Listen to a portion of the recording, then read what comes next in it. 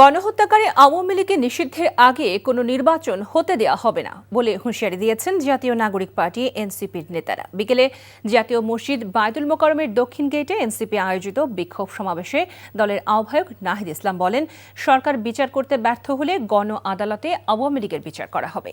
নূর হোসেনের রিপোর্ট।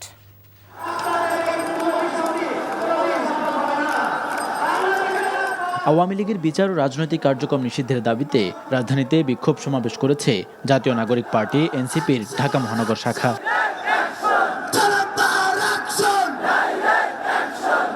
ঢাকার বিভিন্ন জোন ও আশপাশের জেলা থেকে সমাবেশ স্থলে জড়ো হন নেতাকর্মীরা। জুলাই আন্দোলনের যোদ্ধা, আহত ও শহীদ পরিবারের সদস্যরাও এতে অংশ নেন।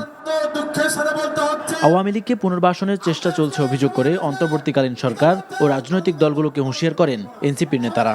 আওয়ামী লীগের প্রত্যেক দোসর তারা রাজনৈতিক দল হতে পারে, সুশীল সমাজের লোক হতে পারে, তারা সাংবাদিক হতে পারে, তারা বিচারপতি হতে পারে।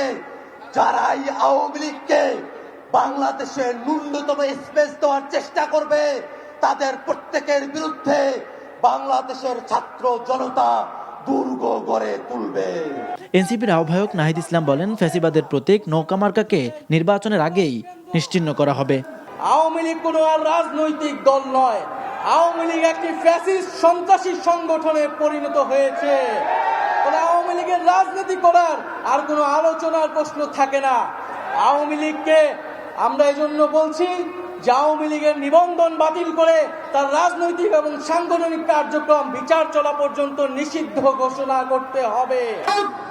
এছাড়া দ্রুততম সময়ের মধ্যে জুলাই বিপ্লবের ঘোষণাপত্র প্রকাশ, জুলাই সনদ বাস্তবায়ন এবং শহীদ ও আহতদের দায়িত্ব নিতে অন্তর্বর্তীকালীন সরকারের কাছে দাবি জানান দলের নেতারা। Noor Hossain, NTV news, Dhaka. Bundle থাকলে প্রতি সেনমানিতে টাকা বাঁচবে।